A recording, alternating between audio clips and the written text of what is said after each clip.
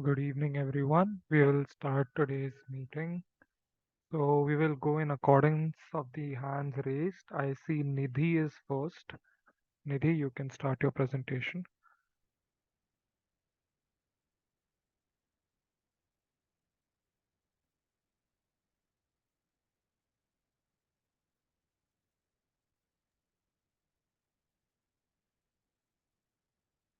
Good evening, sir. Good evening. Sir, actually, I was allotted with two tasks simultaneously. So I have prepared one task, but when I scheduled my presentation, it was the second task. So I am ready with the task one. So can I give the presentation for the first task? Yeah, for sure. You can give the Okay, presentation. sir. That is fine. Sir, is my screen visible? Not right now. Okay, sir. Now it's visible. You can start. Okay, sir. So good evening, everyone. My name is Nidhi. I'm from Cloud Computing Group, and my topic is to create a Linux instance on AWS EC2. So this is the index which we are going to discuss in our PPT. First of all, we will talk about what is cloud computing, AWS versus on-premises, what is EC2, Linux, then the flow of PPT, that means which step is going to happen at what point of time. Then we will do some live demonstration. Then I will explain about what is PuTTY, PEM file, KPK file, and will end the conclusion.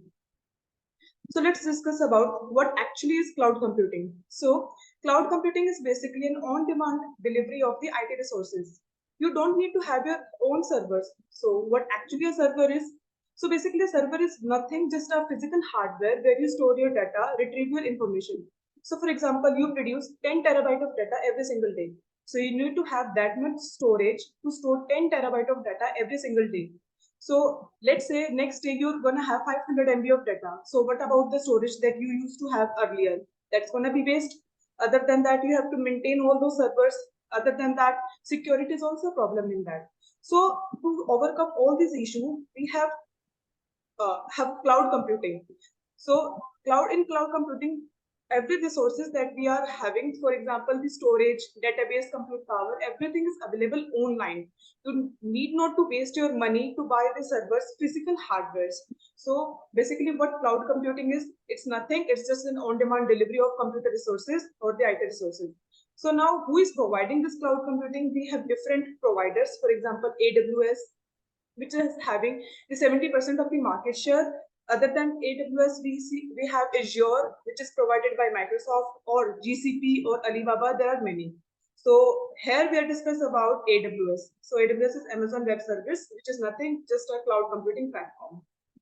So next we are going to discuss about what is on-premises and what is AWS cloud. So on-premises basically having your own data center, your own servers. So firstly, we will discuss about the cost. So as you know, if you're producing 10 terabyte of data every single day, that means you have to buy those servers. It will be very costly. So, but if you have cloud computing, you will have to pay only for what you use. That means you can have servers for 10 terabyte of data and for 500 of MB of data completely on your dependent. Next is deployment. You have to buy that, you have to maintain that, and then you have to stock up all the data in that servers. So it's a bit tedious job in on-premises. But in AWS cloud, it's basically a rapid deployment. It's just a click away. Then will discuss about the security. So as you know, security is a bit difficult in the on-premises. So servers are basically, it can be easily stolen. But in the AWS cloud, the security is 99.999, 11 up to 11 nines.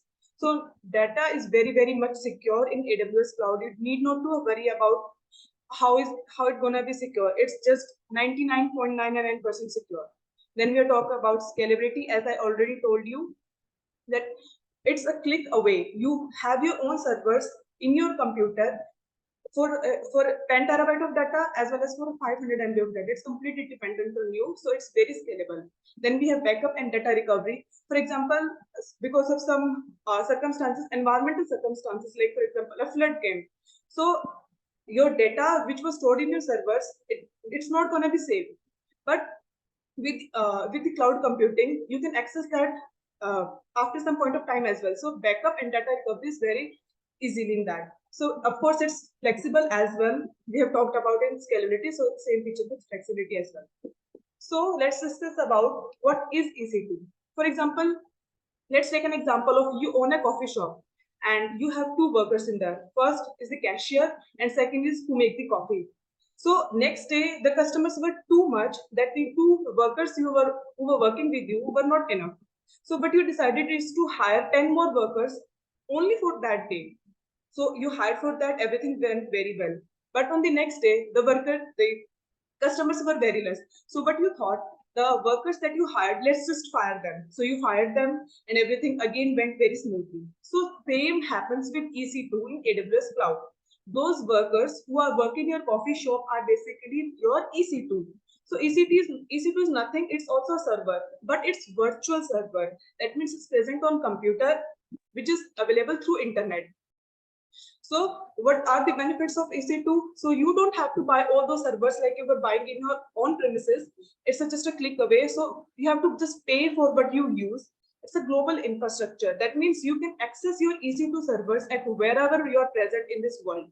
Next, you can have your own networking. You can have your own operating system. That means some prefer Linux operating system or some prefer Windows. So it's completely your choice. Next is maintenance is not done by you. It's completely done by AWS. Security is also done by AWS. You need not to worry about anything. AWS will manage each and everything very efficiently. So next we are talking about what is Linux. Linux is nothing, just an operating system. What is an operating system? So operating system is basically an interface that works efficiently to handle the request done by the user and the hardware that is present in your computer. So it's the work of operating system, and Linux is just an operating system, just as Windows. So now we will discuss about what is the flow of PPT. What is actually the topic that I have given is to have a Linux EC2 Linux instance on EC2. So how we are going to do is that first of all we will we'll start with AWS Management Console. Then we will launch their instance. Then we will have a key pairs. Then we will download PuTTY, then payment PK format, and then we will convert. In the later slides, I will discuss about what is PuTTY, payment PPK file, so you need not to worry about that. So this is how actually our AWS Management Console looks like. Basically, just have to type AWS Management Console in your browser and this screen will open up. So now we are going to do a live demonstration of step 2 and step 3. Step 2 was to launch EC2 and step 3 was to create a key pair. So just start with the, so is my screen visible? Yes, it is visible. Okay, sir. The demonstration part is not visible. Yes, The PPT part is visible. demonstration part I'm doing. No, demonstration is not visible. Try to share your screen, all the slides, in the sense not only the PPT, but for all the screens that are in the computer itself. Okay, sir. So can I do this demonstration? Yes, but it is not visible. So do make sure that it is visible when you do it. Okay, sir. So we will just sign in the console. So this is the infrastructure that's going to look about. So here in search section, Nidhi, the PPT is visible, the demonstration is not visible. Try to share your screen for all the screens. It okay, is sir. This only is for shared for. yes, sir. Yes, I got it.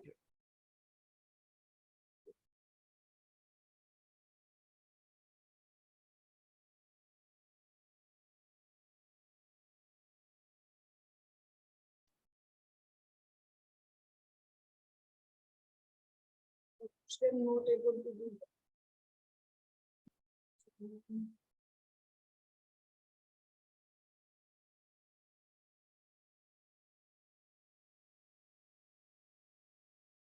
So I will just share it again.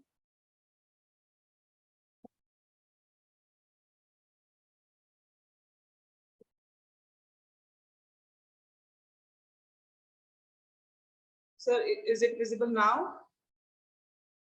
Yes, now it is visible. You can continue. Okay, sir. So when you will just type AWS Management Console, this will look like. So here you have to just type EC2 and we will have, see, virtual servers in the cloud. So EC2 is nothing, just a virtual server. So when you just click on this is the screen that will open up. So here we have to go to the instance. Then we will launch an instance. Then you have to name your instance. Now, instance was, what is instance now? So instance is nothing, just a virtual server. Basically EC2 and instance just goes hand by hand. So if we are talking about instance, that means I'm talking about EC2. So I'm going to name my instance. Let's name it as server. And then I'm going to choose my instance, what type of instance I want. So I'm choosing this one, which is for free TR and verified. So then we have to do a key pair as well. So I'm making a key pair, naming it with key. And you don't have to do anything else, just launch the instance. So the key pair that you already named, you just have to type the name again. It's in a PEM format. So please keep it in mind. I will discuss what is PEM and PPK format, but right now it is in PEM format. So create key pair. So it's downloading here. So it's done. We have downloaded our key pairs, launched our instance.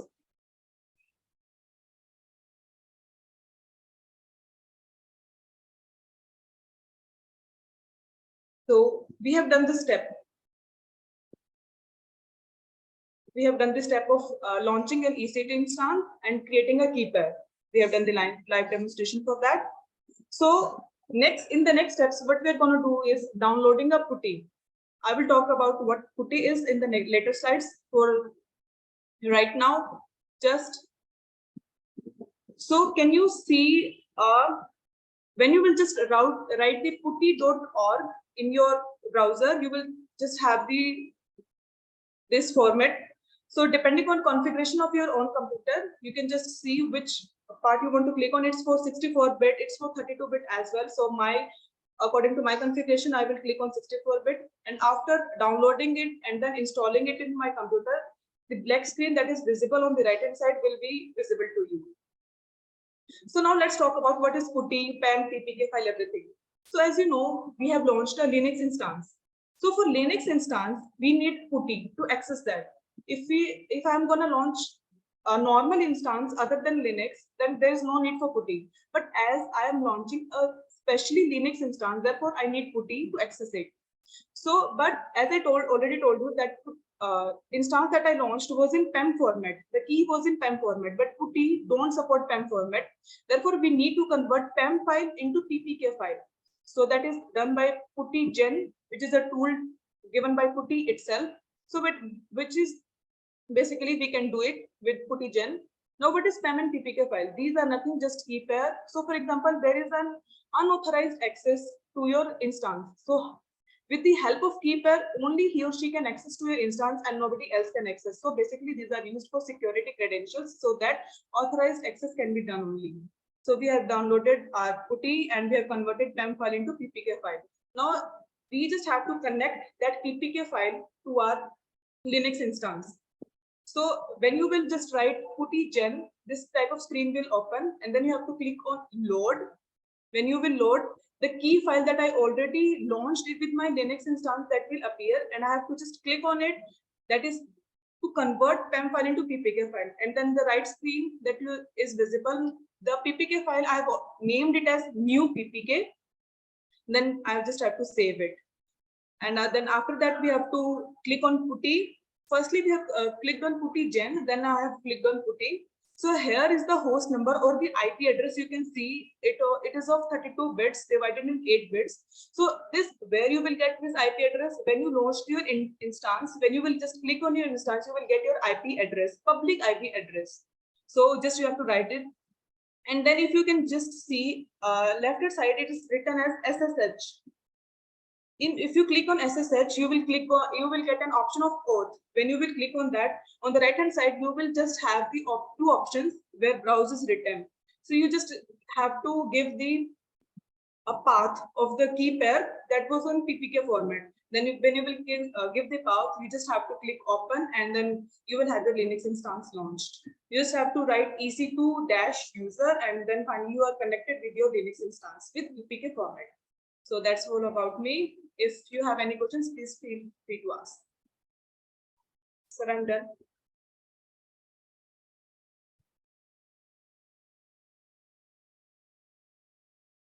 Okay, so Neha, that was a well-detailed presentation from your side. I think the Sorry, sir, presentation but is you are not audible. Yes, yes, sir. yes, yes. So I think the presentation itself, I don't think was that much. The topic itself is not that hard. So the presentation was good. Everything was explained well. There wasn't much to explain, by the way, but still everything was taken care of. So it was a good presentation from your side. There are small things that you missed that I'll send you in your review itself because there are many people today. We'll take everyone's presentation first. Okay. Okay, sir. You'll get your on what you need to improve. You'll get these on your review itself. Okay, sir. Okay. Thank you so much, Nuli. Thank you, sir. Uh, Next we have, let's see, Manushri M.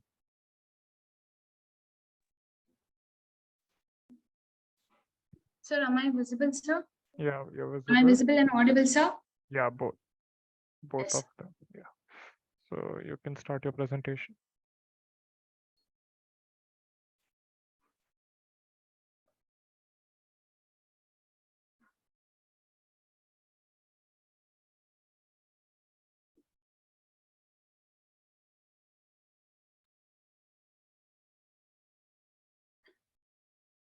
Good evening, sir. I'm Manushri from the Data Engineer Department of Hackveda is present here to explain about my research in the exploratory data analysis using Python with a data set, credit card fraud detection data set.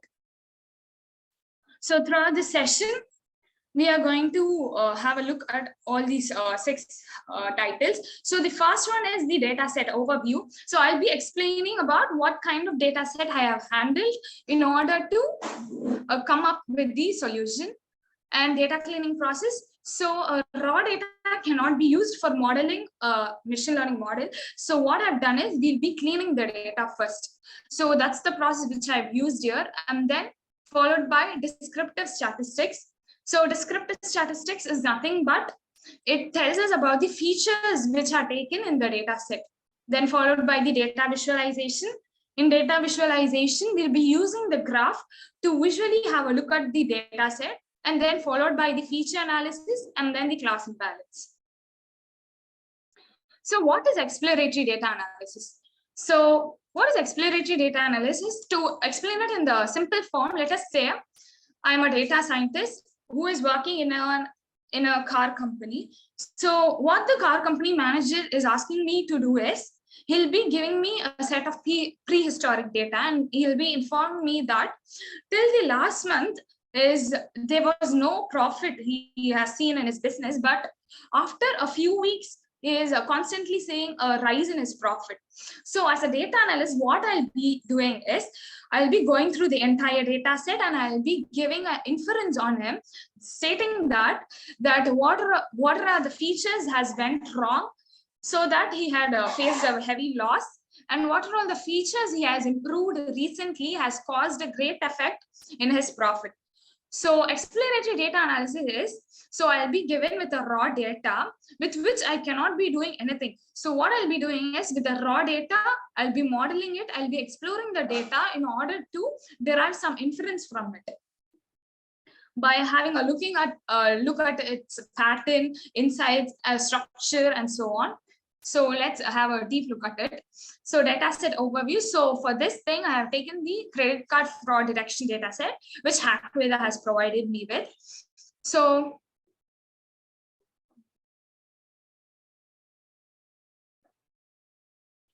is my data set visible? No, only the presentation is visible. One minute, sir.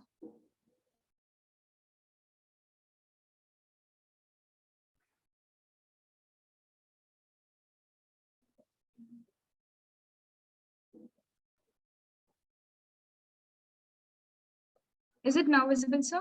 Yeah, now it's visible. You can continue.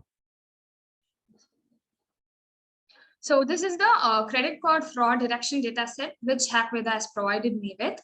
So this data set consists of um 32, 32 columns. That is the time at when the transaction has been taken, followed by the 28 different transactions, that is from V1 till V28, and the amount which has been transactioned, and the class. What this class does is it has a 0 and 1 values. So the 0 value indicates us that it is a non-fraudulent transaction that has been made, and the value 1 in this class column states as that there has been a fraudulent transaction.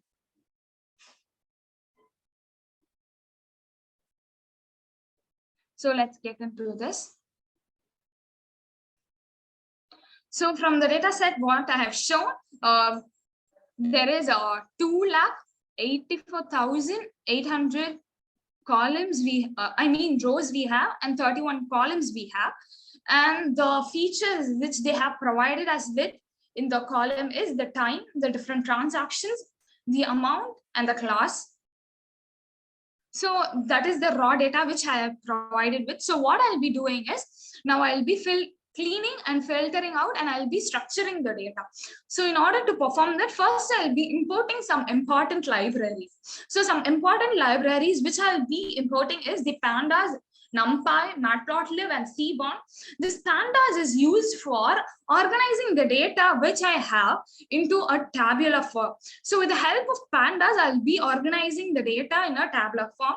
And with the NumPy arrays, I'll be able to perform certain numerical computation. With the help of Matplotlib, I'll be able to visualize the data.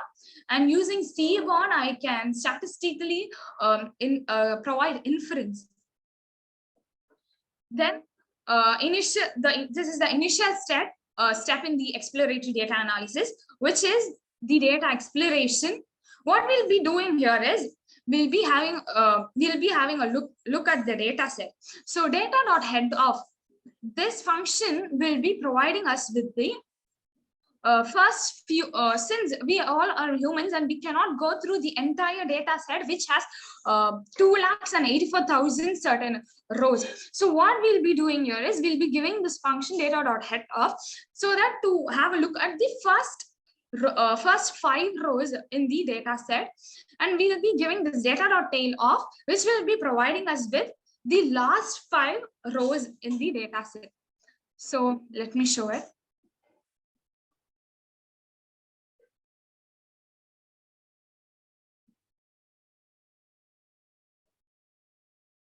So this is the Jupyter notebook. Here I've done my project. So I said earlier, I have imported all these important packages. After importing them, I have imported my data set. So here I have used my data.head_of function, which gives me the first 5 rows in the data set.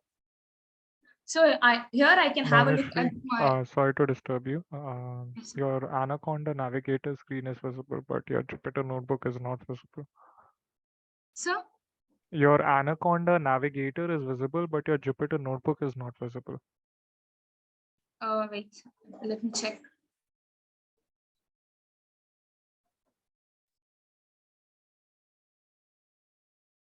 Is it now visible, sir? Yes, now it is visible. You can continue.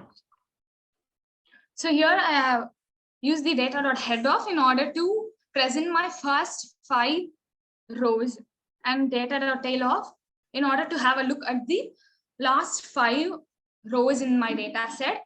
So through this, I'll be able to know that this data set consists of 2,84,806 rows in total.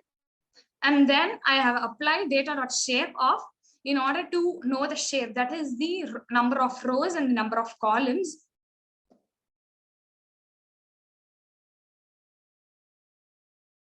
So this is the initial step which I have done. Then we enter into the data cleaning process. So let's take an example. Now I wanted to do do a potato chips. So will I be able to directly take a potato and will I be able to do chips from it? What I'll be doing is I'll be taking a raw potato and then I'll be segregating it and I'll be cleaning it. So that's the thing what we are going to do here in the same case. I have taken a raw data. Now I'll be checking what are all the important features and I'll be segregating it with a cleaned thing and the important features which I needed with the data cleaning process. So what I'll be doing here is with data.duplicated.sum of, I'll be removing all the duplicated rows. So under 2,84,000 rows, I have the 1,081 rows which are duplicated values. So I'll be removing them with this data cleaning process, and then I'll also be removing the null values using this data.isNullOf.isSumOf method. So next we come up to the descriptive statistics. Now I have taken the raw data, I have exploded and I have cleaned it. I have cleaned it without any null values and without any duplicated values. So next what I'll be doing is I'll be having look at what are all the mean, the median, the mode, the standard deviation, and what are all the percentages at it. So descriptive statistics, I'll be performing it with the function data.describeOf. So what this describeOf will be doing is it will be giving me the mean of the entire row and the column so that I can gain some inference through it. And then followed by the data visualization. So instead of having a theoretical look, visualizing data will help us and to perform effectively on the data. So under data visualization, we have 5 graphs. So this data can be categorized into 5 things. That is normal distribution, which will be having a mountain-like structure. Skewed data. The skewed data is of 2 types, that is left skewed, where the mountain structure will be looking like it has moved through left side, and a right skewed, where the mountain structure will be looking through the left side. So this left side, the structure which has been moved towards left side indicates that the skewness is negative, and the structure which has been moved through the right side indicates us that there is a positive skewness. Then followed by the uniform distribution. This uniform distribution is very rare, and we will be very rarely only coming up with this uniform data set, where all the data will be uniformly distributed. Then followed by the multimodal. This multimodal doesn't have any uniform structure or any particular structure. So it will be randomly increasing, randomly decreasing. And this is what the multimodal. Then we have the bimodal. So what this bimodal does is, first it will be increasing, then decreasing and increasing. In this pattern, this bimodal structure we have. So basically we use these 5 structures to visualize and analyze our data. So with the credit card fraud detection data set, I have obtained this structure, which infers me with that sometimes I have a normal distribution, and also at sometimes I'm having a positive skewness for the transactions at 5, 6, 7. I'm having a right skewed data, and for the transaction at 17, I'm having a uniform normal distribution. So through this data.describeOf, I was able, through this visualization using the matplotlib, I was able to visualize the data. Then the feature analysis. So what feature analysis is nothing but it will be analyzing the each and every features which contributes to the target variable. So here what we have as a target variable is the class which consists of zeros and ones. So already what I have mentioned is a 0 is refers as with the non-fraudulent transaction, and 1 refers as with the fraudulent transaction. So here it shows us visually that non-fraudulent transactions has been made till the from 0 amount till the entire 25,000 amount, but fraudulent cases we have come up with only between 0 to 5,000. So from this, what we can understand is from the given data set, we can see that the fraudulent cases has been occurred while transactioning the amount only between 0 to 5,000. And then we have class imbalance analysis. So the data set which we have provided is a imbalanced data set. So how I'm telling that my data set is an imbalanced data set is that. So what is our target column here? The class is the target column. So when the number of zeros and the number of one is equal, then our data set is said to be balanced data set. But since our number of zeros and number of ones is not equal, we conclude here that our data set is imbalanced data set. So for imbalanced data set, we'll be calculating the class imbalance value. How we will be calculating it as, we'll be taking the number of non-fraudulent cases, the number of rows that has the class, the target column as 0. So this is the 2,84,315. We have this much rows as the non-fraudulent cases. We'll be taking this number, and the fraudulent cases, that is the class column with the values 1, that is 492 fraudulent cases. Now we'll be dividing 492, that is the fraudulent cases, divided by the non-fraudulent cases to obtain this class imbalance ratio, which indicates us that 0.0017. So it is that much close to the balance. So 0 indicates that it is imbalanced, and 1 indicates that our data set is balanced. So 0.0017, this indicates that our data set is an imbalanced data set. Now, what if we had here also the same 2,84,000 here, and here also 2,84,000. So when we divided it, we will be getting the value as 1, which indicates us that we have a very balanced data set. But since here the value is equal or nearer to 0, we indicate that we have an imbalanced data set. So then we come up with the correlation analysis. Now this correlation analysis makes us to understand that it is a statistical technique that shows us whether how strongly the pairs of variables are related with. So here we have a square table, which indicates us how strongly the variables here are indicated. So let us take an example of V1. Here the V1 value has a 1, which indicates us that there is a strong relationship, but whereas the relationship between time and V2 is a negatively marked, which indicates us there is a negative relationship in the correlation. So let's have a look at the summary. What are all the things we have come up of? So firstly, with the raw data, we have explored how many number of rows and columns we have, and the description. What I mean by description is we have analyzed each and every feature of the data set what I have provided with, and we have visually analyzed the data set. And then we have had a look at how to clean the cleaning process and the pre-processing of the data set. And then we came up with the imbalance, how our data set is concluded as imbalanced data set. And then about the correlation analysis. So this is the Jupyter notebook, where I have performed all my findings, and these screenshots I have provided there in my PPT.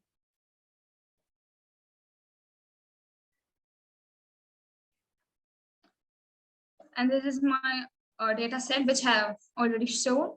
Also, I have submitted my report in the Hackveda portal. So any questions? Thank you, sir. Okay, Manushri, this is one of the good presentations that I've come across. Most of the things were well Sir, explained. I'm not able to hear you. Okay, I'm telling this is one of the very good good presentations that I've come across. So you explained many things and they Thank were you, sir. clear. You Thank had a you. good flow at the same time, and most of the things that you had told, you used examples to explain. So that is one of the good things that you did. If there is no references. So if you could put any references, reference slide. so that anyone can copy the address link of that reference and go there and have a look. Okay. And Okay, if sir. there are other things that I want you to include, I'll just put it in your review itself. Okay. And I'll send it to you. Okay. Thank you so much. Thank you, sir. Next, we have Rishu Raj Sinha. Yes, sir. You can start your Sir, presentation. am I audible? Yeah, you're audible. Uh, you're visible as well.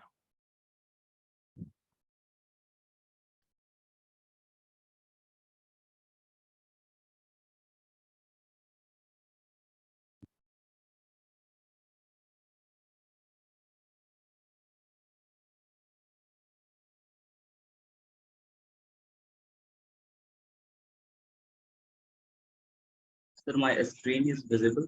Yes, it is visible. You can start. Okay. So, good evening, everyone. This is Rishu Sinha from Rajiv Gandhi Institute of Petroleum Technology. And I am going to present my second task of stock screener application.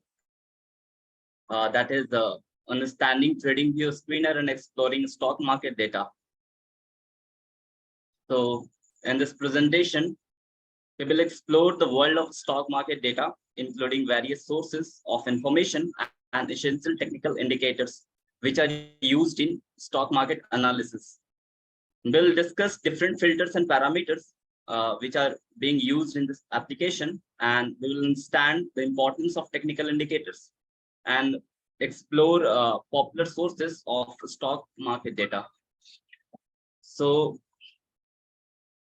the contents which we will going to discuss, that are sources of stock market data, then technical indicators in stock market analysis, then we will discuss about filtering parameters for stock screening and database design, then what difficulties and challenges I have faced, then I have included some references, conclusion, and QA section.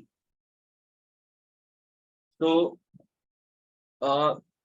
in this presentation, we will discuss some sources of stock market data. First one is Yahoo Finance, then Alpha Vantage, and we'll also discuss few other potential data sources. So, talking about the Yahoo Finance. So, Yahoo Finance is widely used platform known for its extensive financial information, which includes a stock quotes, charts, news, and company profiles. Its featuring encompass portfolio tracking, customizable watch list, and access to historical data. So when it comes to filter stocks, Yahoo Finance offer a variety of options.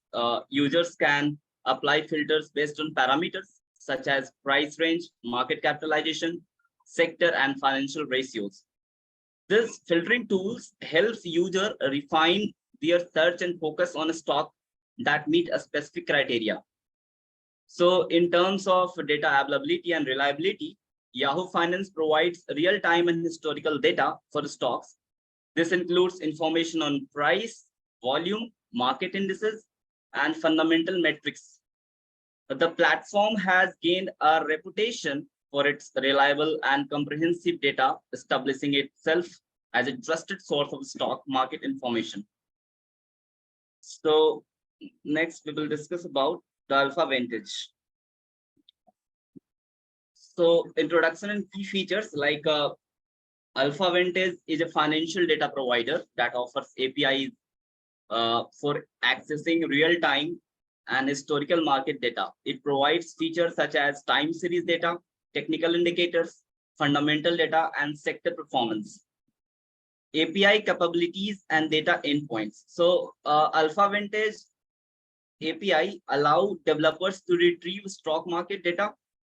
The APIs provide endpoints for accessing various data sets, including price and volume data, company fundamentals, technical indicators, and more. Support for technical indicators and filters. So Alpha Vantage offers a wide range of technical indicators that can be used for stock market analysis, such as moving average, RSI, MACD, and Bollinger Bands. It also allows user to apply filter based on a specific criteria for a stock screener. So we will discuss about these indicators in the later slides. So some other potential data sources are Bloomberg Terminal. So the Bloomberg Terminal is professional grade platform widely utilized by financial professionals for its comprehensive range of financial data, news analytics, and trading tools. Then Google Finance, Google Finance is a best platform that provides essential financial information such as stock quotes, charts, news updates, and general market data. So while it may not offer extensive data and other source, it serves as convenient and quick reference tool. Then QuantDL. So QuantDL is a versatile platform offering an extensive collections of financial, economic, and alternative data, and it provides access to a wide range of data sets that can be used for quantitative analysis and research purposes. Then interactive brokers. Interactive brokers is primarily known as the brokers firm providing access to real-time market data, trading platform, and research tool. Then moving toward the next slide. We will discuss about the technical indicators in a stock market analysis. So first one is moving average. Then we will discuss about relative strength index, that is RSI, and MACD, moving average, convergence, divergence. Then few other notable technical indicators. So talking about the moving average. So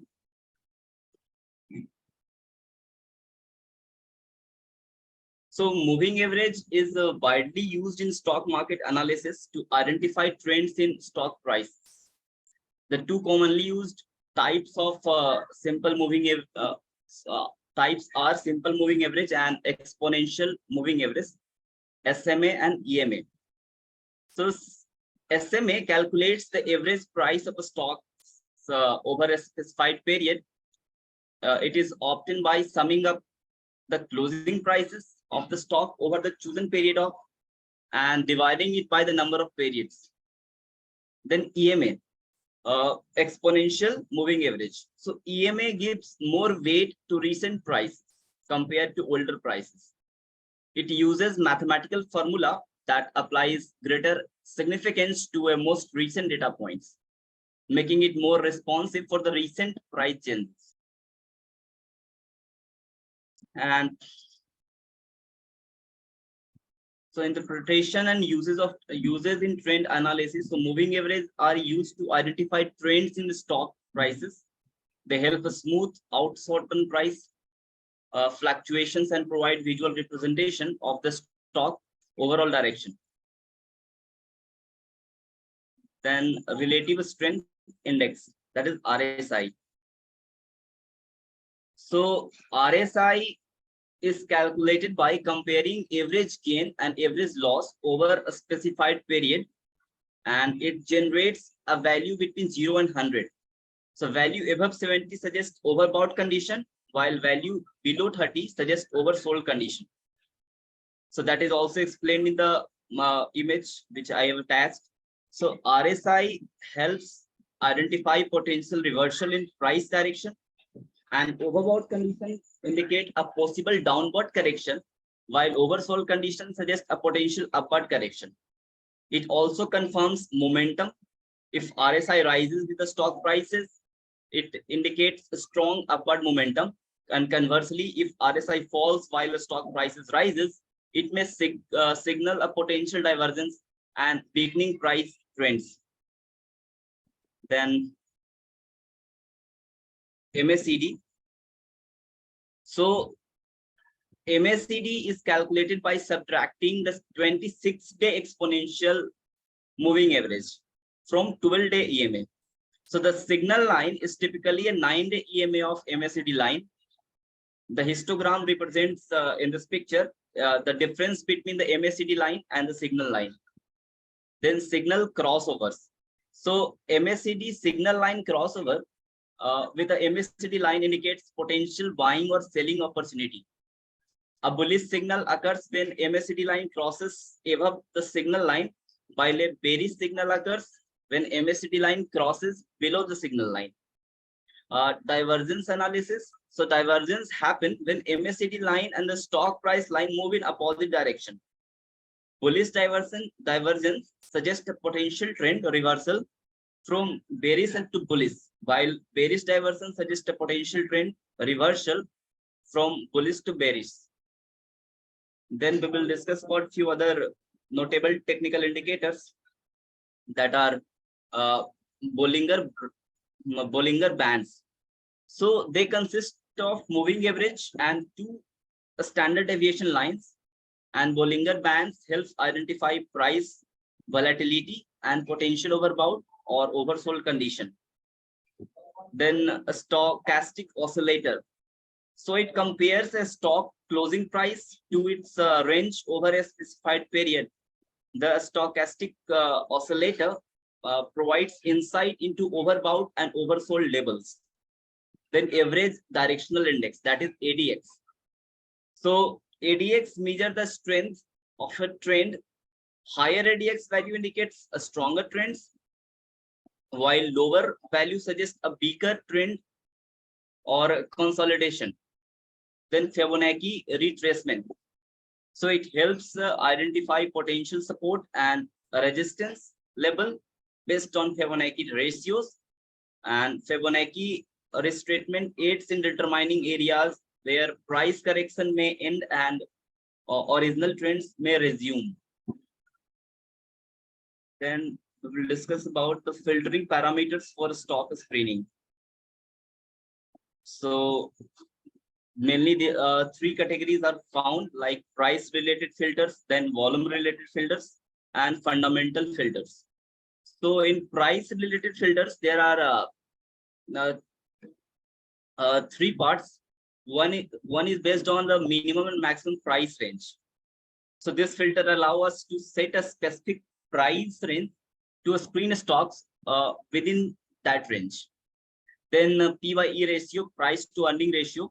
So PYE ratio is the ratio of a company's stock price to its earning per share, and it helps to evaluate the valuation of a stock relative to its earning. Then what is dividend yield? So dividend yield is the annual dividend payment per share divided by the stock price, and it indicates the percentage return on investment from dividends. Then the two parts of volume related filters are average daily volume and volume surge. So talking about the average daily volume, so this filter allows us to specify the average daily trading volume of a stock. If it helps determine the liquidity and trading activity of a stock. Then volume surge or unusual volume activity. So this filter identifies stocks that experiences a significant increase in trading volume compared to their average volume.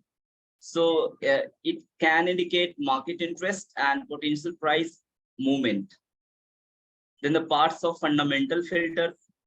First one is market capitalization. So market capitalization is the total market value of the company's outstanding shares. It helps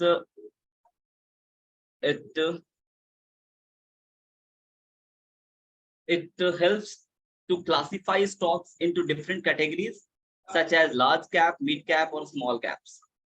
Then earning price share, EPS. So basically EPS represents a company earning dividend by its outstanding shares. It provides insight into company's profitability and is often used in valuation analysis. Then D/E ratio, that is debt to equity. So D/E ratio compares a company's total debt to its shareholders' equity. So it measures the company leverage and financial risk.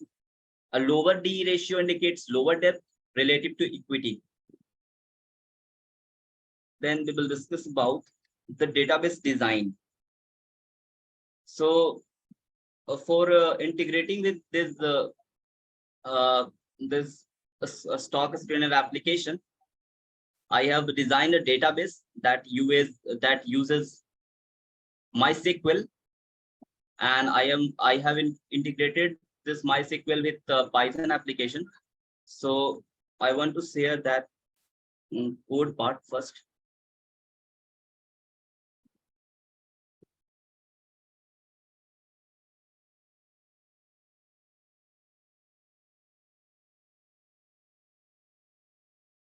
Sir, is this visible?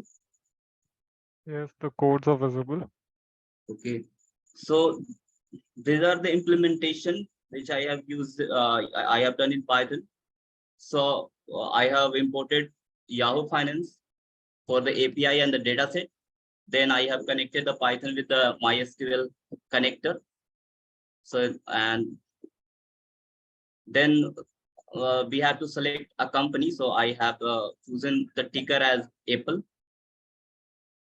And here are the some parts to calculate like RSI for the 14 days.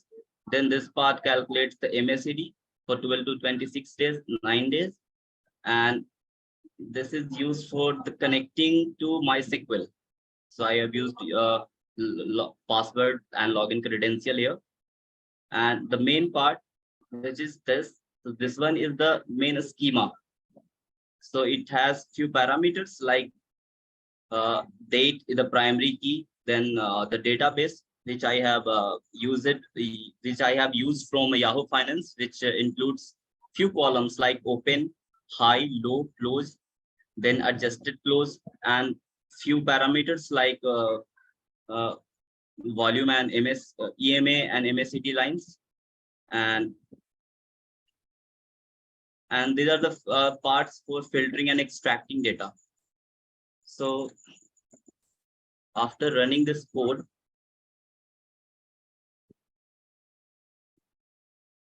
we can see the data path here in MySQL. So after running the code, we extract the data from the API, and I have shown the data through a table. So these are the columns which are already provided in the APIs, like date, open, high, low, close, and adjusted close. And these are the volume which I have calculated and mentioned in my database, means I inserted in my database. So that is the 50-day MA, RSI, 12-day EMA. So these are the data which I have extracted. So it will be used in the application further. So returning.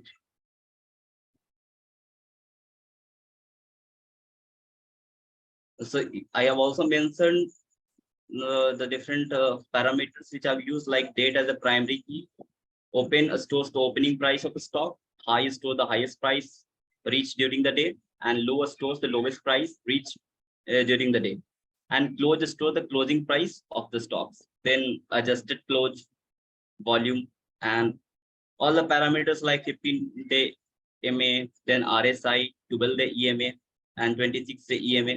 Then MACD line, signal line, histograms, all I have just shown you in that database. So I have just implemented through Python. So to implement this coding part, I faced few challenges like in API integration and documentation. Because API integration, like integrating Yahoo Finance API with the MySQL in Python requires understanding the API documentation and implementing the necessary code to establish connections to retrieve the desired data. And inaccurate and incomplete documentation can make integration process more challenging. So, and another is in data parsing and formatting. So Yahoo Finance data delivered in a specific format that needs to be parsed and formatted appropriately before storing in the MySQL database. So ensuring data consistency handling errors or missing value, and transforming data into suitable format for storage is a complex task, and it is time consuming. And then third challenge is in data storage and database design. So designing an efficient database schema that accommodates the various data points from Yahoo Finance is challenging, and deciding on table structure, defining relationship between tables, and optimizing queries for fast retrievals of data requires careful planning and consideration. Then in security and authentication, so accessing Yahoo Finance data through APIs require authentication, and API is key to ensure secure authorized access. And then in technical jargon, so the stock market has its own set of technical terms and jargons, which is overwhelming for beginners. So understanding the term like PY ratio, dividend yield, or moving average requires familiarity with financial concept and terminology. So then I have attached the references which I have used in studying the sources and using and implementing it. So in conclusion, understanding different source of stock market data and significance of technical indicators is crucial for effective stock market analysis. So by exploring the various data sources like Yahoo Finance and Alphaventis, and learning about technical indicators such as moving average, RSI, and MACD, one can gain valuable insight into stock selection and trading strategies. And research and analysis are the key to successful stock market investing. So, so it's done from my side, sir, and I'm ready to answer any questions if someone have. Thank you. Okay, Rishu, it was a decent presentation. Did not go about the demonstration that much. So the stock screener application that you were that you are ought to tell, in the sense the stock screener application has to be shown, right? Where you have taken the data from, you have been given a data set. You should have been able to tell me the different types of stocks and how different areas of the stock market you have shown in graphs or anything in Tableau form or anything.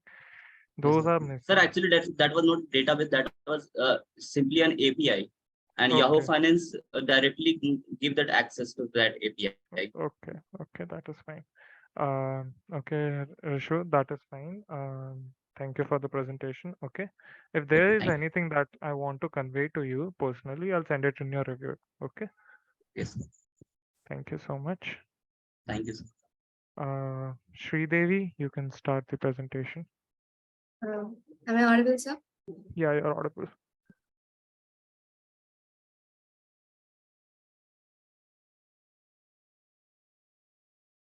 Is my screen visible, sir? Yeah, it's Can I visible start as now? well. Yeah, you can start. Yeah. Okay.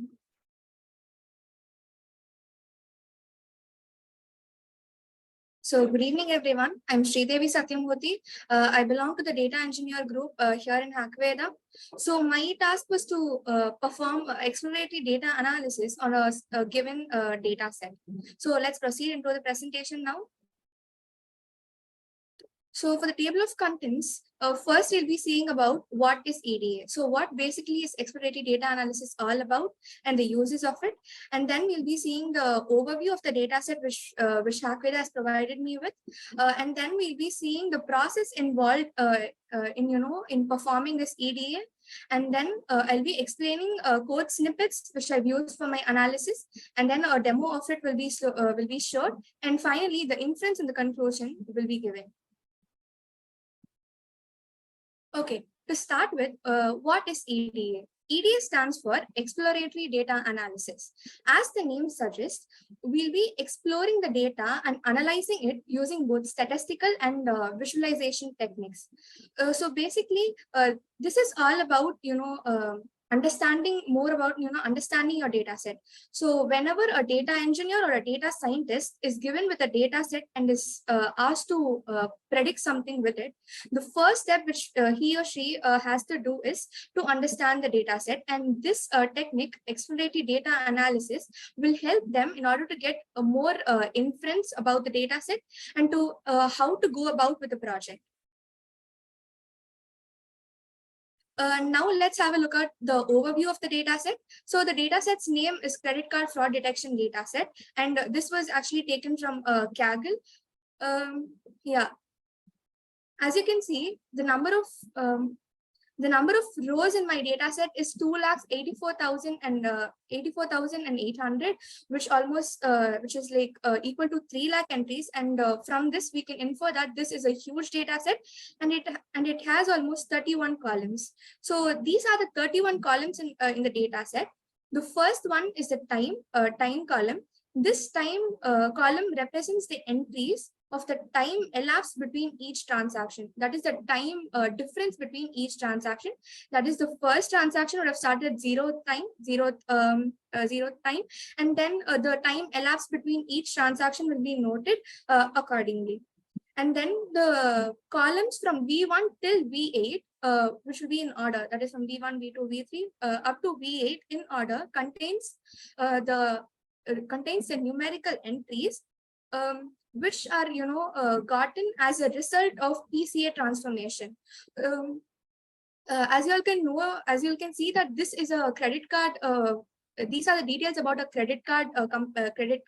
So they can't actually really give us the exact data, which is not safe for them. So they have transformed their data into 28 different columns and has given us these numerical entries for us to work with.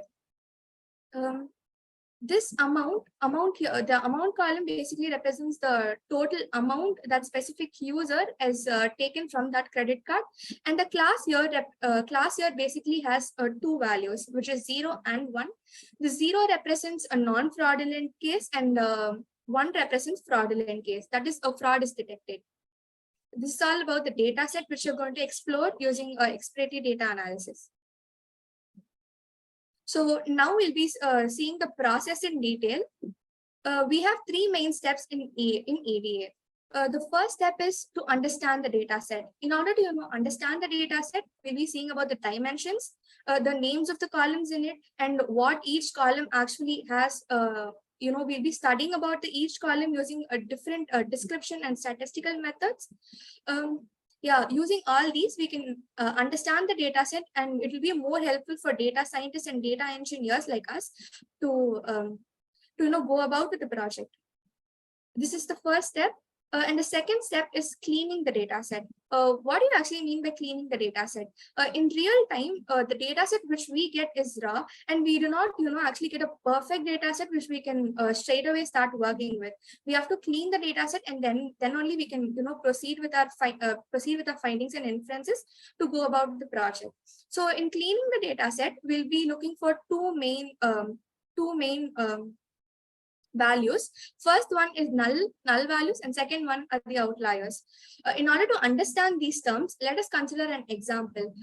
We all would have, we all know about Google Forms. So suppose consider a situation where I'm a company owner and I want to collect details about my employers, and I create a Google Form and share it with them, and they send me they type in the field and send me the details, and I get them recorded in my Google Sheets, so that this whole thing can be taken as a data set, and then I can analyze it. So while as an employer, any person who fills in the form may or may not fill in every field that is specified in the form. Suppose say if he or she leaves any one field unanswered, which will result as a null value in my data set. So basically, I hope you can understand what null value is. Null values are empty values which will actually affect my prediction. So I have to take care of these. I have to clean these. Next comes the outliers. So outliers are basically wrong values or extreme values, we can say instead. These extreme values are nothing but, suppose if I ask my employer to give to enter their annual income, and they instead of putting their annual income, they type in 0 instead, or maybe 100 instead, which is like very low, and we all naturally know it is an outlier, it is a wrong value. So we have to identify these outliers and we have to clean them. So in the cleaning process, that is the second step in ADA, we'll be finding null values and outliers, and we'll be cleaning them. from the data set. So the last and final step will be analysis of relationship between the variables. So at the end of this process, as I said, it will be easy for us to go about with the project, so that we can predict whether a specific transaction is a fraudulent transaction or a non-fraudulent transaction, which is a normal transaction. So to predict that, we have to analyze the relationship between each column. That is, we have 31 columns here. We have to analyze each and every column individually, and how it how is its relationship with the final column, that is the class column. So to find the relationship, we basically use two methods. First one is correlation, and second one is visualization. Correlation means in correlation we'll be getting correlation matrix, which I'll be explaining it in the demo more clearly for you all to understand. And then about visualization, will be for humans, it is more it will be more easy for us to understand the relationship between two things when we plot and see it. So we'll use different visualization techniques to find the relationship between the columns. So these are the 3 steps in which we'll go about in the process of exploratory data analysis. So next comes the code explanation. I have actually taken some of these and I've put in it here. I will explain it also in the demo. So the first one is data.shapeof. This data.shapeof will give me the dimension of my data set. That is how many rows and columns it contains. And then data.columnsof. So here, everywhere I've used data dot. So you all can wonder what is that. Here the data represents my whole data set. So this data here acts as a variable which basically contains my whole data set, and I'll be performing functions in it. So dot shape will be a function or a method which analyze my data set and give me a specific output according to its function. So shape will give me the dimension of my data set, and column will give me the names of the column in my data set. The 31 names, the 31 column names will be given as an output. Next comes dot head of. This head of function will give me the first five entries of my data set. And tail, as you all know, we'll start with the head and end with the tail. So head will contain the first 5 columns, first 5 rows, and tail will contain the last 5 rows. So these all these 4 will help me to understand my data set, which comes in the first, which is the first step of my EDA. And then comes the second step, which is cleaning the data set. So for cleaning the data set, we'll be removing null values and duplicate values, and also first null values, and then we'll be seeing about the duplicate values.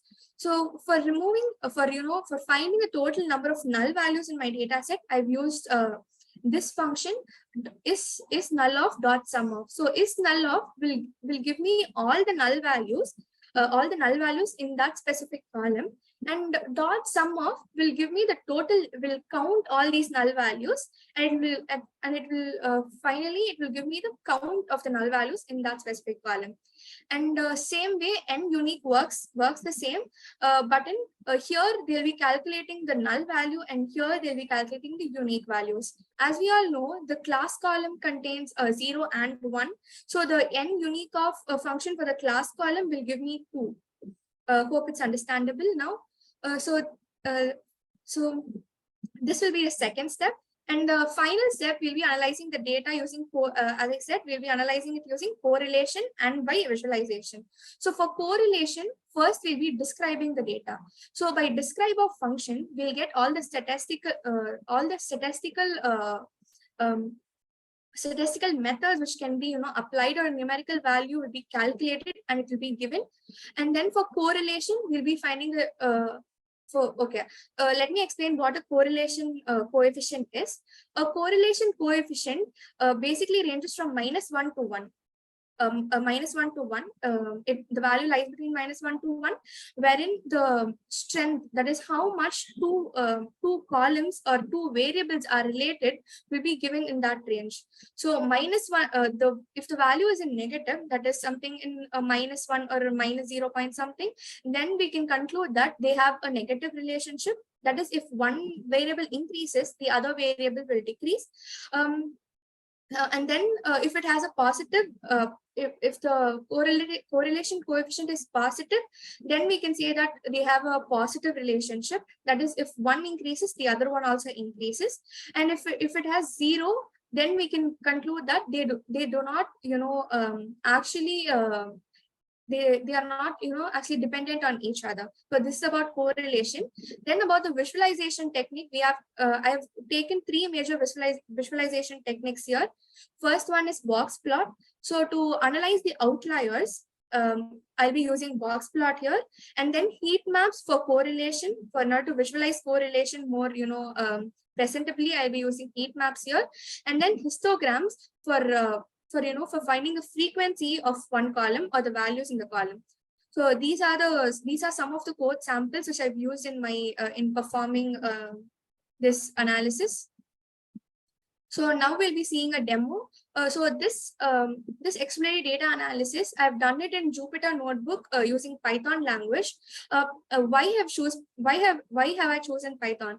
Python is the major high level language which is most famous now for doing data science data science and ML related projects and analysis, because Python gives us various packages and libraries which makes our work more easier. So the packages which are mainly used are NumPy, SciPy, Matplotlib, and Seaborn. So we'll be going to the demo now. So in order to launch the Jupyter Notebook, first we have to install it. So after installation, we have to go to the command prompt and type Jupyter Notebook. And once we type and give enter, the Jupyter Notebook will open in one of your browsers. So I have already done the EDA process, and I'll be explaining the code now. I hope it's visible. Okay, as a first step, we have to import all the libraries. We just like that cannot use the functions inside the libraries. We have to first, import the libraries. I've imported NumPy, Pandas, and Matplotlib for visualization and statistical calculations. As a first step, I have to read my data set. So for reading the data set, I've used the Pandas libraries function read_CSV of. This is the absolute path. This is the absolute path where I have stored my data set, which is named as creditcard.csv. In order to read this CSV file, I have used the Pandas library, which has the function read_CSV of. So I will read my data set, and it is stored in the variable data. Okay. So after storing the variable, I can now proceed with my analysis process. As a first step, I have to understand the data. For understanding the data, the four codes and commands which I've mentioned before, I've used it here. So data.shapeof, the output which we get is the number of rows and number of columns of my data set, which is the same as I mentioned in the slides. And then comes the columns, data.columns. This function will give the names of the columns in my data set. As we can see the time column and V1 till V8 column, and the amount and the class column. So the names of the columns will be the output of this specific function. Then comes the data.headof. This function basically gives me the first five rows of my data set. As you can see now, it starts with 0 and it ends with 4. The first 5 rows will be given, and data.tailof will give me the last 5 rows in my data set. So what is the need for doing this? By doing this, I can actually, for me as a human to analyze huge data, it is, it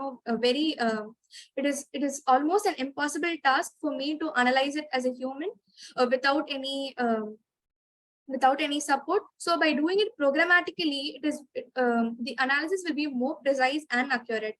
So by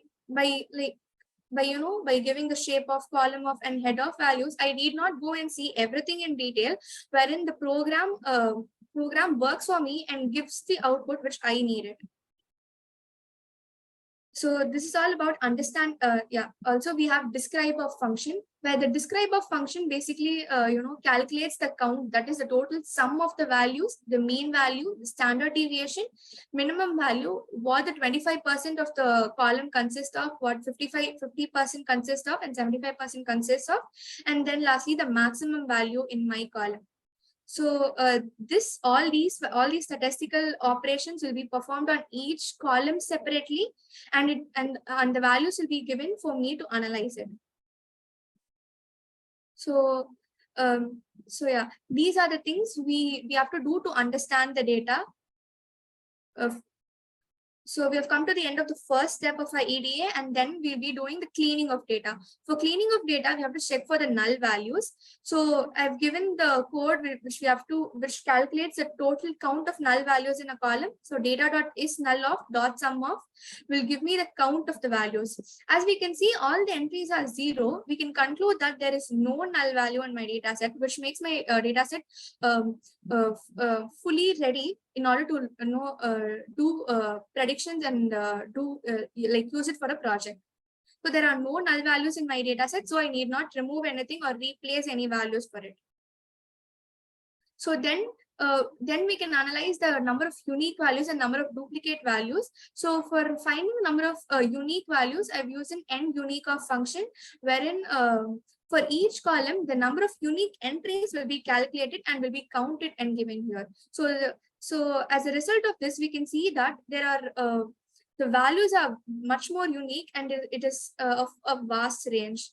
And it's not like a very small number. We can see like almost 1 lakh entries here, which counts for a huge number. So this is all about cleaning the data. Then comes the visualization technique and the correlation technique to find the relationship between the data. So to find the relationship between the data, first I've done the visualization technique, wherein a simple plotting is done here. So I've taken the data. So in order to extract one specific column from my data set, this is the syntax where I'll give the variable name, and within square brackets I will mention the name of my column. So this will be my X value in my 2D plotting, and this will be my Y value. So it will be plotted in a normal graph, since I've given only plot of function from the matplotlib. So it will be plotted like this, and from this I can analyze that most of the values are at 0. As you can see, most of the values are at 0, and we can say that this is an unbalanced unbalanced data set, wherein we have more values which is in 0 and not in 1. Then the correlation matrix is found here. So this correlation matrix basically finds a relationship between these two variables. Suppose if we take this specific entry, the corresponding row and columns value will be taken, and its relationship will be analyzed, and rating will be given to it. We all know that time is same as a time column here. So since both are the exact same columns, they are like equal, and they are like fully relatable, fully dependent, and hence we have the value 1 here. And we can also see we also get all the correlation values which is possible in that given specific data set. So this is the correlation matrix for this data set. And then for visualization technique, I've used box plot in order to analyze the outlier. As I told you all, outlier is a wrong value which gives us an extreme value in our data set. So as you can see, this line here, this orange line here specifies the mean value, and we can see how the values are distributed from the mean. This mark here represents one entry in my data set, which is very far away from my mean, which acts as an outlier, so I can remove it. So this is how we analyze outliers using box plot. And then this is a histogram wherein the number of zeros and number of ones is calculated. As we can see, the number of zeros is very high and the number of one is very less, which makes it an imbalanced data set. So we cannot actually go about with this. We cannot actually use this data set to make predictions, which will bring about a very bad result in our project. And then this is the heat map, that is we'll be visually seeing the correlation matrix using the heat map. And this is finally another bar graph, which basically shows a relation, how amount and class columns are related. So that is all about my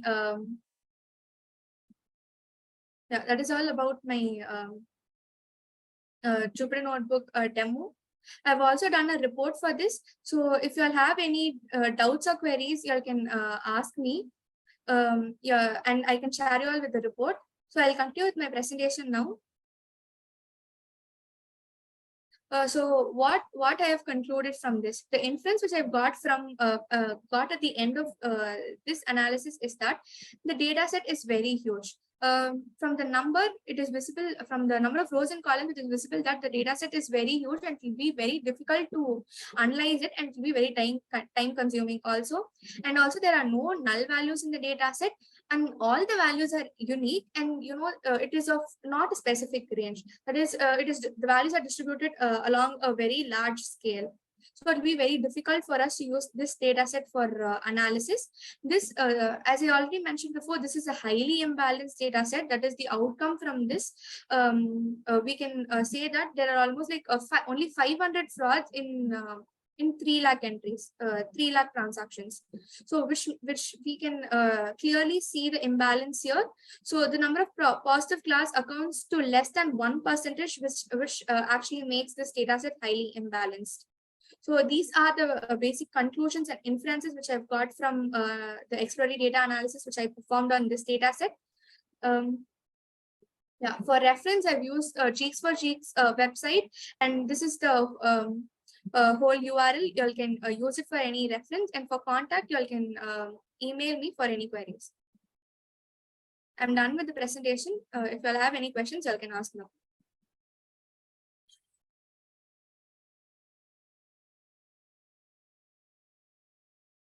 Okay, so Sridevi, the presentation was very well explained. The flow of the presentation was nice as well.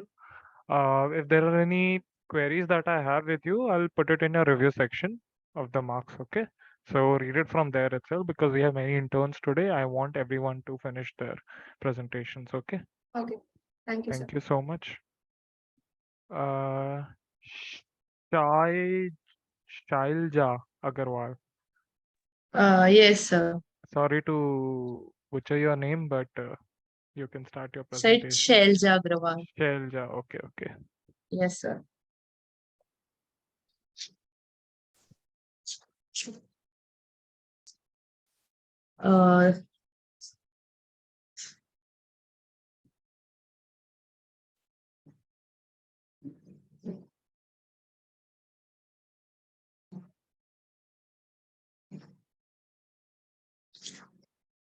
Okay, sir. So is my screen visible?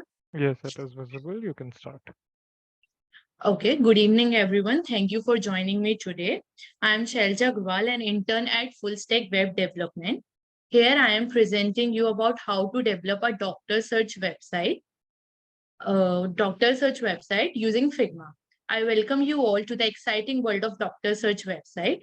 The objective of the task was to make us understand about how to use Figma for making the website. So now let us see.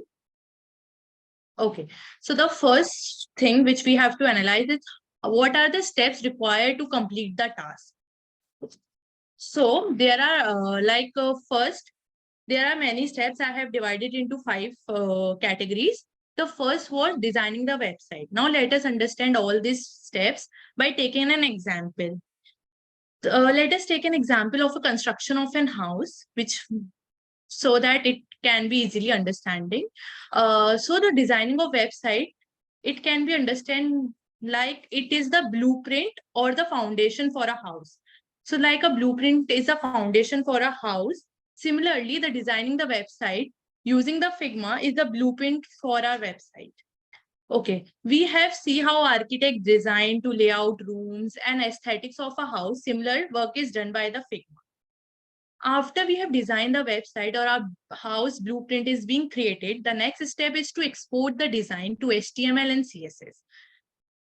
With this, we can understand like packing up the materials and blueprint and sending it to the construction site.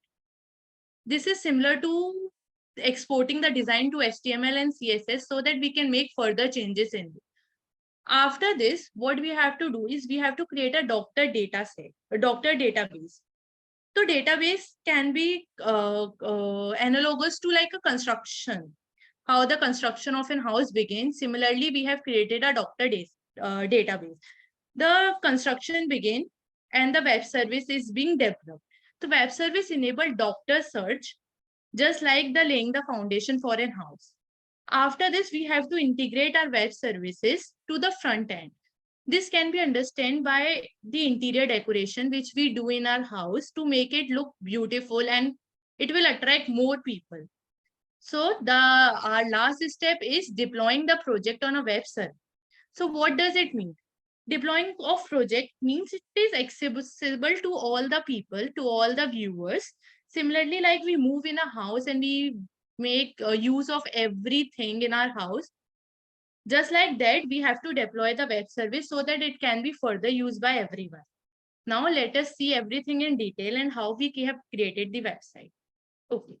So now first let us understand what actually Figma is, because we are creating a website using Figma. So first we have to know what Figma actually means. So Figma is a cloud-based design tool, which means that it allows designer and team to access their project from anywhere. Just they need an internet connection and they don't require any software installation. It also allows the real-time collaboration that multiple designers can work simultaneously on the same project. It is a very powerful design editor that supports and creates of user interface and UX designs. This what is Figma, and using the Figma, we have designed our website that is a template of our house, or we can understand like a blueprint for our house. Now moving to the next step, that is how we have exported the code. We have to export the code, that is code into CSN and HTML so that we can make the further changes in. So for that purpose, we have used the Locofy. So Locofy is the low-code platform that enable us to convert our Figma design to live prototype and also help us to generate an HTML and CSS code. So what does that low-code word mean? Low-code mean that it is something that does not require any code to write on. What does we have to do? We have to do certain function like drag, drop button. We have to use that and our code will be generated. We don't have to write a proper code for the for functionality, for complete functionality. We don't have to write code. So our next second step, as we discussed earlier, was to export our code. So the code is being exported using this Locofy. Okay, after a code is being exported, the next step was to create a doctor database. So for creating a doctor database, the doctor database, first we have to know why we have to create this database. So the doctor database will help us to search for doctors and will provide us with the information which is stored already in a database. So for this, we have used the exam. What we have to do, we have to download the exam and we have to enable the MySQL's web server, and then we have to access PHP MyAdmin. When PHP MyAdmin will display on the screen, that what we have to do, we have to create a database, and then in that database we have to create a table. In table we have to write all the text area which we want. Like for a doctor database, we have created a table in which there was a specialization for which doctor's specialization, and also it shows the location and its work experience. So let's have a look about how our database look like. So this was the database which I created. Here we can see this doctor which shows here is what's the name of the database. This doctor shows the name of the table which we have created. So this is our doctor's table. So in this, we have the doctor name, doctor information, doctor area, and doctor image. And with the help of these, we can search and it will show display the information about doctor information, doctor area, and doctor image. This was the database which we have created.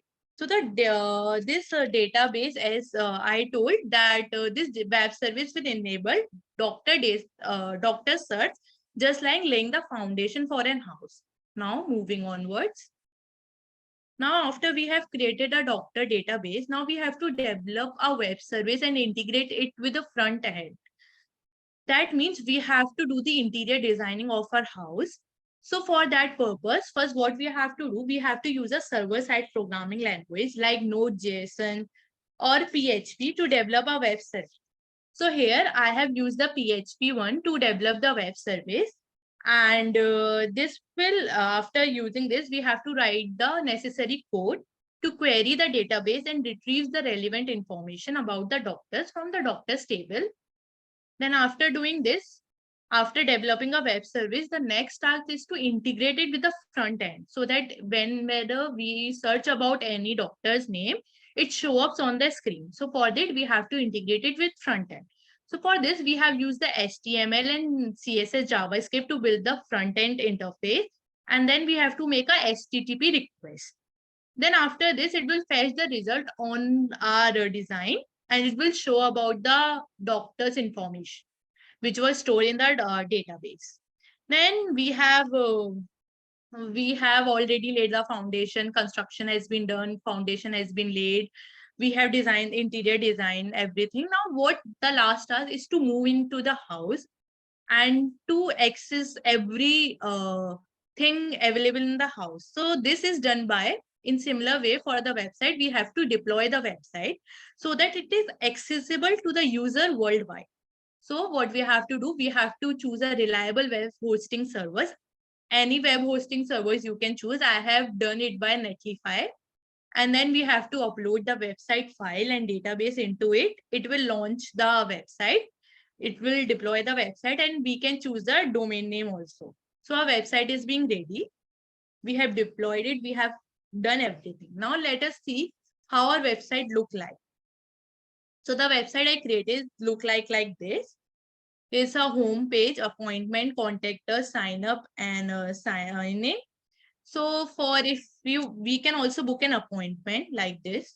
If we click on this, appointment will be there. You can write your name, select the date for which you have to choose the appointment, doctor names, gender, and all this, and you can then submit the form. You can also sign up and sign in, log in for this. If you have this like this, you can sign up full name, email ID, password, so that your account is being made. Then your account is being created. Similarly, if you have any query or something regarding this website, you can also contact us. This is name, type your message here and everything. This is our doctor database. From this, the information has been uploaded here, and it's our website look like. It show why services we provide and why to choose us. It show every detail. It's here. It's email ID of the website owner and the phone number. Okay, so this was the website and how it's look like. Now, we can also do some improvements in this website, like we can integrate the doctor API for expanded search. What does that mean? That in our project, we have limited number of database. We have limited number of doctors' data and information stored in the database. So what if we want to expand it? So it's manually, it will be very difficult, like to store if suppose there are 1,000 doctors within my location, within my area only.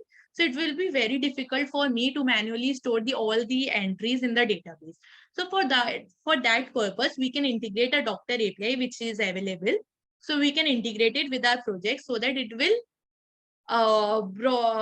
show us the result of various doctors available, and we can easily access to them. And we can also use online health record system, which will provide us the option to store and access the health record securely on the website. That is, we can easily store our information into the website, all our documents and documents related to our health and everything, all our reports, which can be easily then afterwards accessible, or if we book an appointment also, and if we want to show it to the doctor about our reports and also, it will be very easy and convenient for us to use. Now, moving to the conclusion. So through this project, the Doctor Search website, it represents a significant step forward in revolutionizing the way patients connect with the healthcare providers. In this, we have first created our website using the Figma, then we have exported code, then we integrate it, and then we deployed it. Reference is taken from this video, which Hackveda has also provided me, and it also contains all the relevant information. You can copy the link from here and access to it. Open to questions. Thank you. If anyone has any question, they may ask. Okay, thank you, sir. Sir, I'm done with the presentation. Okay, Shailja, it was a good presentation. The site was Thank you, very well sir. made, and think you even made a contact us page, which was an extra Yes, that you sir. did. Uh, Yes, so sir. yeah, so that is the good. Contact us appointment. So Yeah, so sign up page also. oh, you have made a sign up page as well. Okay, that is And very good. sign in also. Okay, does that work, or is it just a template? No, sir, it works. It Matlab, you works, can write in it and you can also yeah, write the password but it like won't this. sign in into any site because there Yes, isn't yes, any. it will not Okay, sign in actually. Yes, okay, sir. that And is if you fine. forget your password, you can access here also. Okay. Forget password. Okay, you have put many functionalities into the site. That is Yes, very sir. well. Okay, that was a good presentation, Shailja. If there are any queries that I have, I'll put it in a review section. Okay, Okay, okay. Thank you, sir. thank you. Mahitha, you can start presenting. Yeah, yes, sir.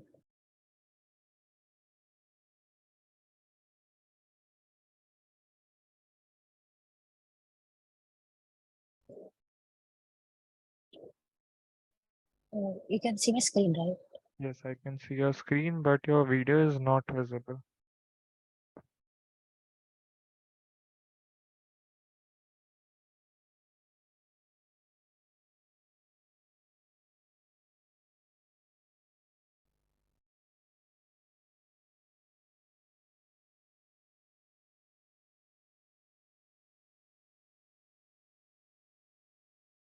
Yeah, Yeah. now it is visible. You can start.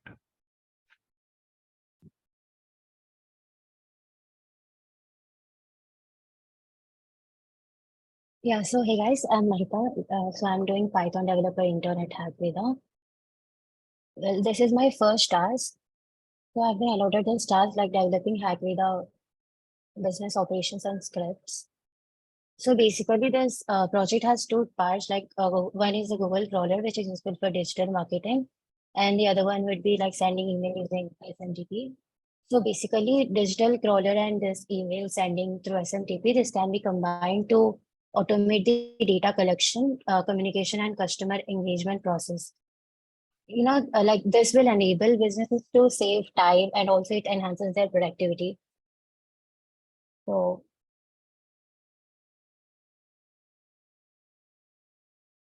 So we'll be discussing about all these parts of both. I'll start with Google crawler. So this Google crawler is also known as web crawler. So basically, it's just a program. For example, when a user enters a query, so the search results will appear like on SCRP, right? So whatever the search results appear, like that is because of the like by using like many components help like take part for displaying those search results. So one of the component would be this Google crawler. Other can be for indexing or ranking of the pages. Like there are many other components which will help in like displaying the search results page. So one of the important component would be this Google crawler. So basically, when first this Google crawler visits a website, and through that website, there are other certain links in the website, right? So it will go through, like loop through all the websites in that particular website, like all other links. And if the website contains any images, documents, or anything, it will visit every page and extracts information from that page. So basically, it does all this process recursively and collects the information from the entire internet, all the relevant information which is related to the query what user enters. So by using this information, like it's really helpful for digital marketing. In a way that whenever a user enters a query, like for example, let's take a site called Quora. So if a user enters a query or based on, like for example, a diet, so it will display all results from Quora which are relevant to diet. So that will be the usual questions of the user about what kind of diet is good for health and etc. So all this information can be used by this digital marketing team. So to market towards the targeted audience, and also this will enhance their skills. Like this will help them reach a good audience and all. So that's why this Google Crawler actually plays an important role in for digital marketing. It really helps a lot. And also the website owners or whoever makes the website, they should ensure that their websites are crawlable.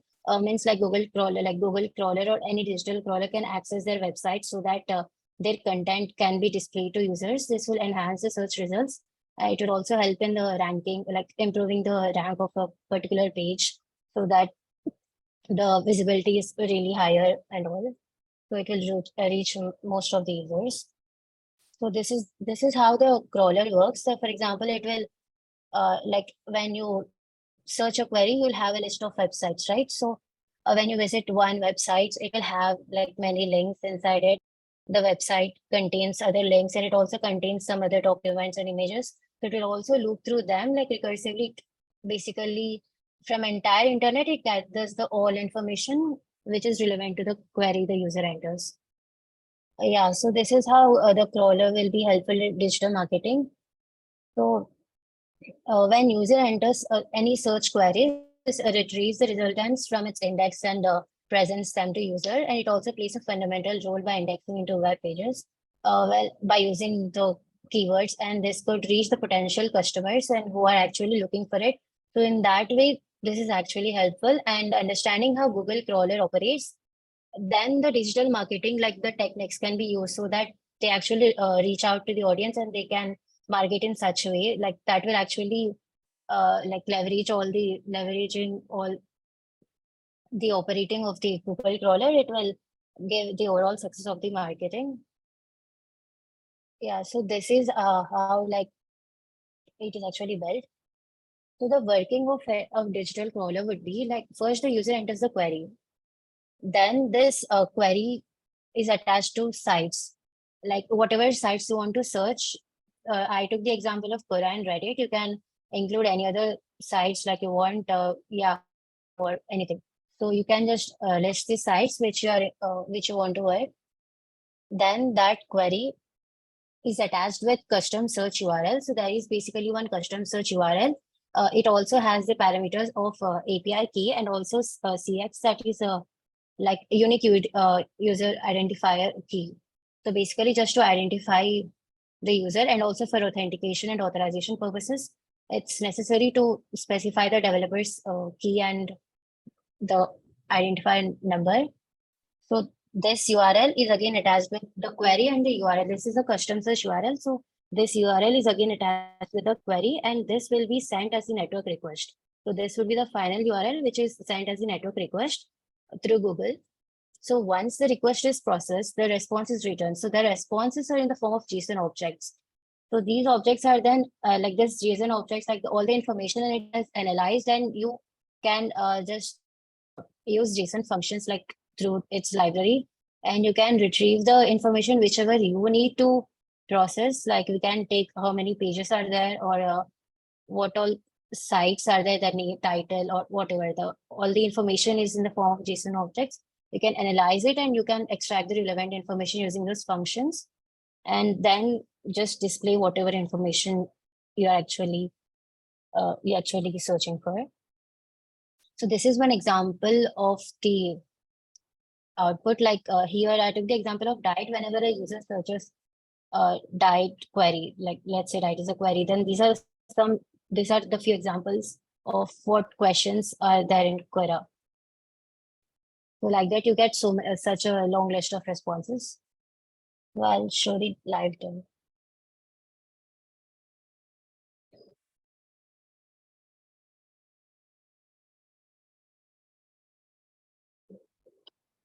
So in this, I have used 3 libraries. One is request library. This is for sending the HTTP request, and pandas for accessing the data frame. Like in the end, I'm storing all the information in CSV file. So just to access the data frames, and I'm using panda, and JSON for analyzing those JSON responses and extracting the required information.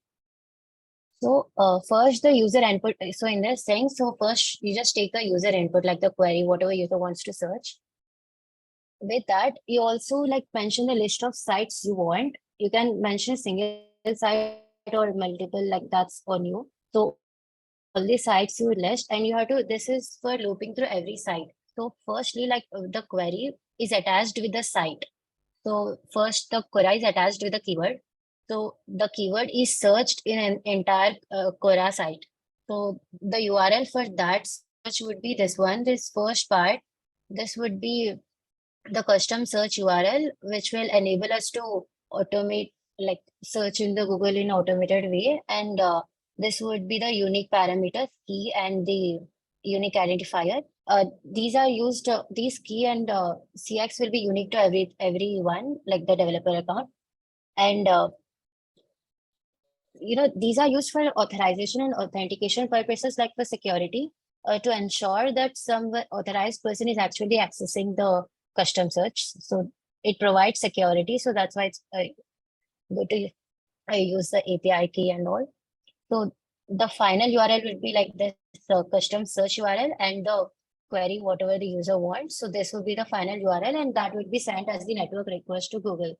So once the request is sent, the responses are in the form of JSON responses. So that response is taken by using JSON.loads is a function just to extract that information. And from there, it has so many objects, like there is next page information, what is the next index of the page, and also how many items or list of links in a single page. Like everything is given there. So from that, I am extracting for total results, which is under search information. So this will display, like this total results will contain total number of responses from the Quora or all over the internet, which was relevant to the query. So so now the total pages is rounded off. Like I'm dividing by 10 because like each page, the object contains the next, actually the next index. That is, each page has 10 links. So the next index would start from 7. So for a single page, it would be like it would be 10 items per page. Then this will, so in the first case, like these items would be all the title or the links that is present in every page. So I'm looping through every page, and that will display, like it will, this is an empty list. I'm just appending everything to that list. So it will loop through all the pages, and all the relevant questions will be appended to this one. In the end, you just display all of them, or you can even, I even stored it in the data frame. So one example, I'll show one example.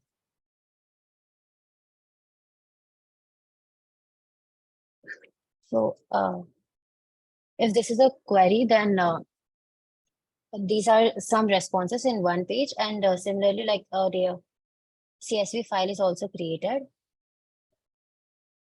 So this would be digital crawler.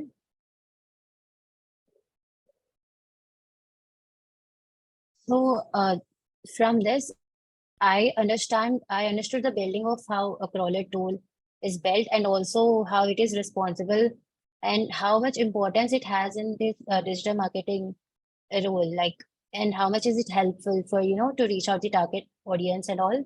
So it's really good, and it also used for various purposes. Like you can use for web scraping and data extraction, or automated data collection. As you know, it also crawls the entire website and extracts data. So it has so many other useful things to do. So by automating the data collection process, it can save significant amount of time and effort. Yeah, this takes really less time to do it, like compared to manually gathering data and all. So this is a really effective tool when you work on data analysis or any other thing or anything related to data. And this also has a wide range of applications, like in marketing research or competitive analysis or sentiment analysis, like for extracting information and reviewing if the reviews are good or bad. That will be given in sentiment analysis, and there are many more applications. So now the second one would be sending email using SMTP. There are many other protocols, and this is one of the protocol, the simple mail transfer protocol.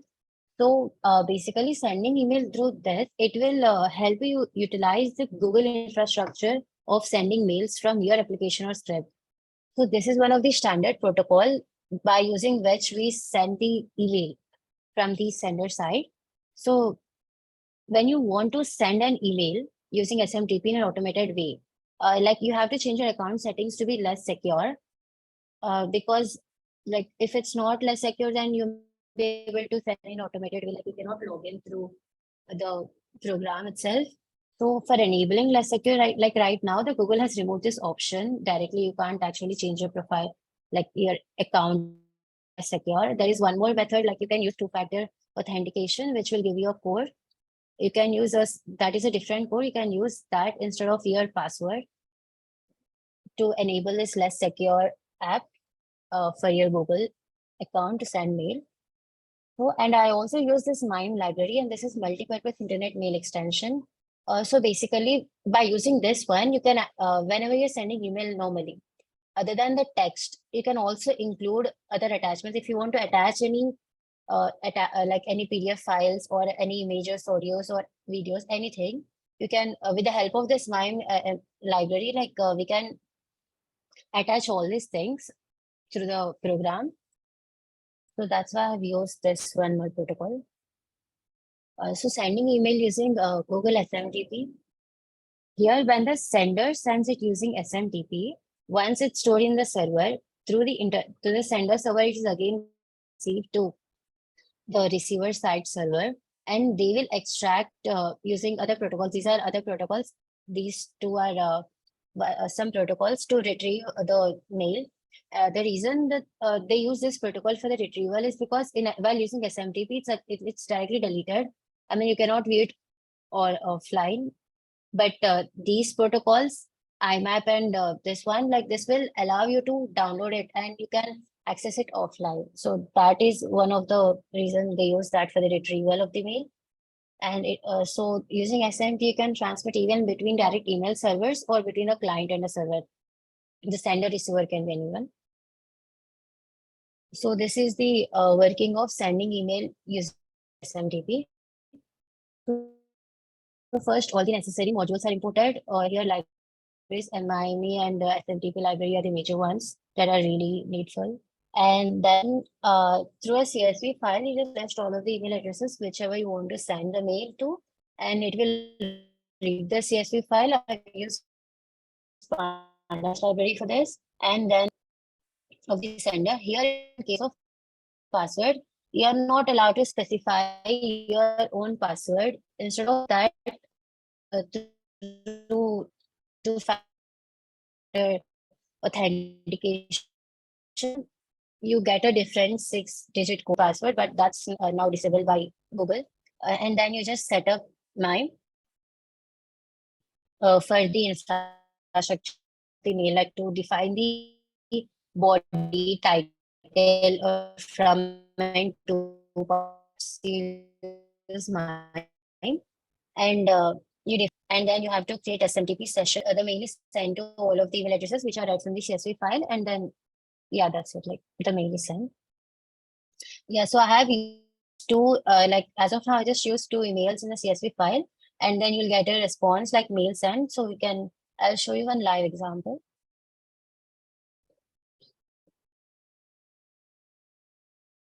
So this would be the SMTP library which we use, and other than that, These are the other MIME libraries which are used. Like one is for, this would be for creating the multi-parts, that is including attachments, multi-parts as in the from, to, and other parts of the mail, all those parts.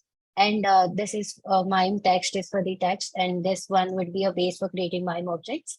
And encoder is responsible for encoding the email. Like whenever you send an email, it's encoded and sent, right? So use that library. And pandas just for reading this CSV file. So first I write this file which contains all the emails, and then before calling your, this would be your starting. So here, for every mail in that CSV file, one by one, you just take that mail and you call this function. For each mail, you call that function. So first, the mail content is defined. Here, it's just a test mail. So the content is defined. After that, the sender like mail ID would be specified, and the sender ka password is also specified. That would be your code which you will receive. And then receiver address would be the email. This email would be the one listed in the CSV file. So once all the basic things are defined, then you have to set up the MIME. So this will be the multi-parts or the parts of the mail, like the from, to, and subject. This is defined. You just have to specify whatever you want to like put in those. After specifying everything, now your like the format is ready. So now if you want to attach, like you can just so this text is in the form of HTML, right? So the mail content will be attached in the form of HTML text, and then you can attach any file. Like I have attached this task file, a file name called task, and then after you attach everything, and once the payload is also encoded. So once everything is ready, you just have to add header to that. After that, you just attach that payload. Payload would be after encoding the final one. So after you attach it, then the proper message is created. So once everything is ready, you can use SMTP library to. So this SMTP runs on the port 587. So you can start the session. This would be your final message, right? The payload, and you can start the session by logging in. First, you have to just log in. Before that, you have to enable security. Then you just have to log in. After logging in, that message is this final message after encoding that would be sent with this function. So here there is a predefined function, like you use the sender address, receiver address, and this text would be the final one. So once you send this, your process is done. So that's it. And I can show you an example.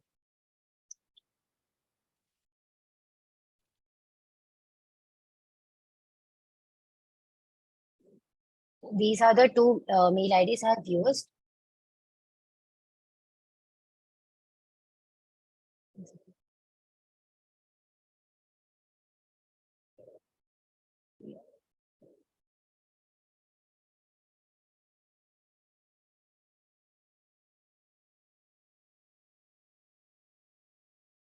You can see this one. This is the mail I've sent.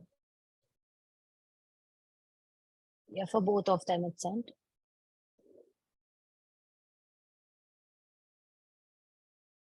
So that would be sending email using Google SMTP.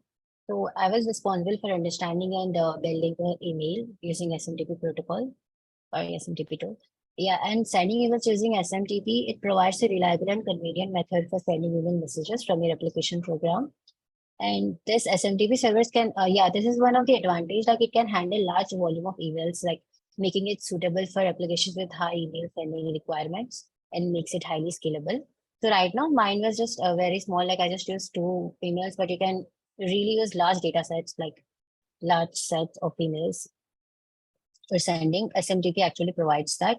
So by using this SMTP, you can incorporate email functionality into your applications, and it will obviously, it is actually better than manually sending this to everyone. This is automated and it's really reliable and also convenient.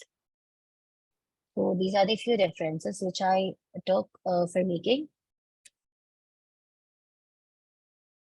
Yeah, this reference I've used for the API key and the unique identifier, like the developer one for the custom search URL.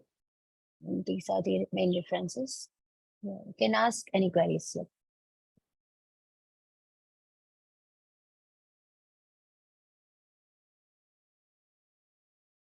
Okay, Mahitha, I think the presentation is done. Yeah. Okay, so the presentation itself was well explained. If I have any queries, I'll send it in your review section. Okay. Yes. For you can leave now. That is fine. Thank you for the presentation.